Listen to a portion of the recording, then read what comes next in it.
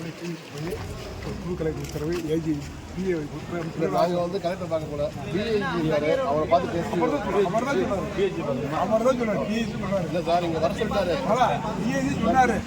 இப்போ 2 பேரும் வந்தாங்க, 2 குரூப்பு எல்லாருமே ஜவுளியாக வருவாங்க. நாங்கள் யாருமே மேலே போகல, கலெக்டர் கீழே வச்சோம்.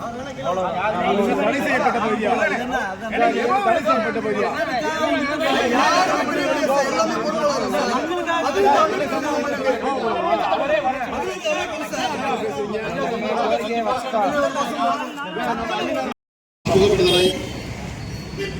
அரசியல் உனக்கும் எனக்கும் சமம் என்றால் ஏன் உழைக்கின்ற மக்களுக்கு எட்டாக்கணியாக இருக்கிறது?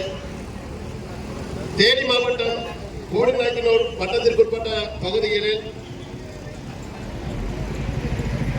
ஆசிரியர் பொறியியல் கல்லூரியில் தேவேந்திரகுல வேளாண் சமுதாயத்தைச் சேர்ந்த மாணவரை சாதிய பெரியார் சாதிய ஆர்வத்தோடு படுகொலை செய்திருக்கிறார்கள். ஆனால் இந்த படுகொலை செய்ததை இந்த மாவட்ட நிர்வாகமானது கண்டுகொள்ளாமல் காரணம் காட்டி வேடிக்கை பார்ப்பதில் காரணம் என்னவென்று தெரியவில்லை. இந்த அரசுக்கு அவர்கள் விளைவிக்கின்ற நோக்கத்தில் செயல்படாமல் இந்த அரசை மிகவும் நேர்மையாக கடுமையாக எடுத்துக் கொண்டிருக்கின்ற ஒரு உள்நோக்கத்தோடு இந்த மாவட்ட நிர்வாகமானது செயல்பட்டு வருகிறது. தேனி மாவட்ட நிர்வாகமே இப்போதுதான் புதிதாக ஒரு மாவட்ட ஆட்சியர் அவர்கள் வந்து கொண்டிருந்தார்கள். ஆனால் அவர் வந்து பதவியேற்ற இன்றைய நாளிலேயே ஒரு மிகப்பெரிய ஒரு ஜாதிய ஆணவ படுகொலை. இந்த ஜாதிய ஆணவ படுகொலையானது கடந்த 3 ஆண்டுகளாக இந்த திராவிட திமுக ஆட்சியிலே தான் தோன்றுகிறது. குறிப்பாக சொல்ல வேண்டும் என்றால் அண்ணன் சென்னையில் ஆம்ஸ்டாங் உட்பட தோழர் பசுபதி பாண்டியன், அண்ணன் திரு ராமர் பாண்டியன் ஆகியோர் உட்பட எண்ணற்ற கொலைகள் நடந்துள்ளது.